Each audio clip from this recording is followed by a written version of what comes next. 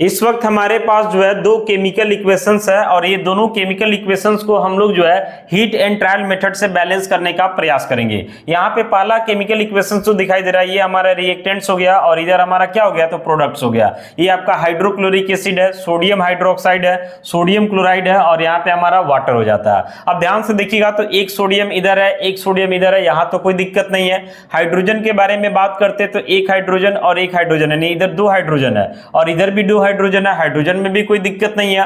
Oxygen के बारे में बात करते तो एक ऑक्सीजन, यहाँ पे भी एक ऑक्सीजन, यहाँ तक भी कोई दिक्कत नहीं है। और क्लोरीन के बारे में बात करते थे एक क्लोरीन यहाँ है, एक क्लोरीन यहाँ है, यानी ऑलरेडी जो है ये केमिकल इक्वेशंस पहले से बैलेंस है, यानी इसको कोई छेड़छाड़ करने की जरूरत नहीं है। कभी कभी क्वेश्चन में क्या करता है कि यहाँ ए लगा देता है, यहाँ पे बी लगा देगा, यहाँ पे सी लगा देगा और यहाँ पे डी लगा देगा और बोलेगा ए बी सी और डी का वैल्यू बताना है। तो जब यहाँ पे कुछ नहीं है मतलब 1 छुपा हुआ, यहाँ पे भी कुछ नहीं है तो 1, कुछ नहीं है तो 1, कुछ नहीं तो 1, यानी इस सिचुएशन में ए बी सी और डी चारों का वैल्यू जो है 1 1 करके हो जाएगा।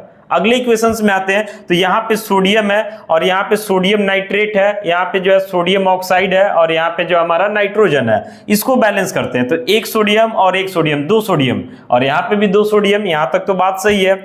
एक नाइट्रोजन है और यहाँ पे नाइट्रोजन आपका 2 हो जाता है। अब यहाँ से बात गड़बड़ होता है, तो यहाँ पे नाइट्रोजन को बैलेंस करने के लिए जो है पहले हम 2 लगा देते हैं। तो जब नाइट्रोजन बैलेंस करने के लिए 2 लगाइएगा तो 2 नाइट्रोजन यहाँ तक तो ठीक है।